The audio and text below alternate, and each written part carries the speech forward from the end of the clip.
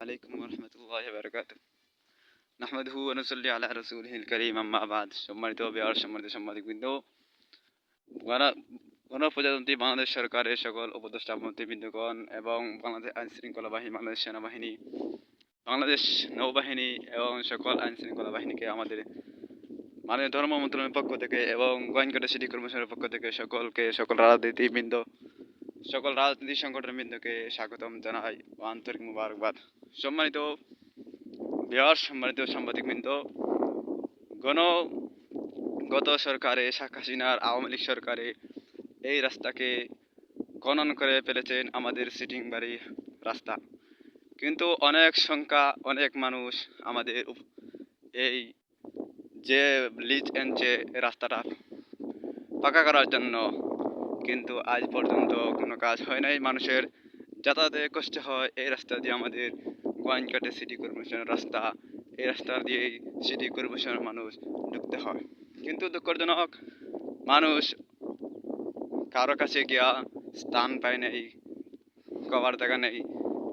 মানুষ হাঁটাচলা বৃষ্টি দেওয়ার কারণেই মানুষ চলাচল করতে পারে নাই, অসুবিধার কারণে বন্যা হলে মানুষ বাড়িঘর থেকে বের হতে পারে নাই।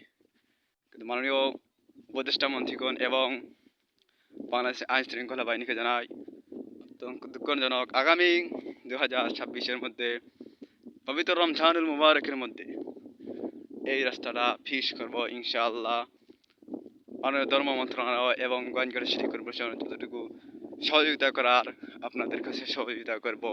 আপনাদের কাছে জানাই, এই রাস্তাগুলো দিয়ে অত্যন্ত আমাদের এই সিটি কর্পোরেশনের মধ্যে ঢুকতে হয়, তা এই রাস্তা রমজানের মধ্যে পাকা করার জন্য আপনাদের কাছে বিনীতভাবে অনুরোধ করছি।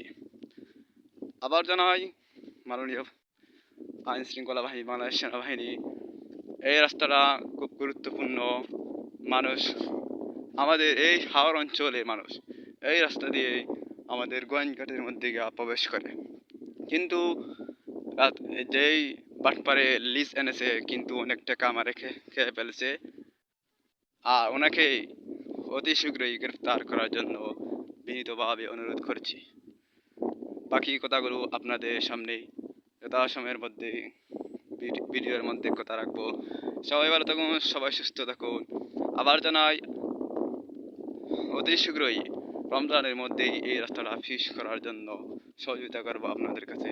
সবাই ভালো থাকুন, সবাই সুস্থ থাকুন। খুদা হাফেজ। আসসালামু আলাইকুম ওয়া রাহমাতুল্লাহি ওয়া বারাকাতুহু।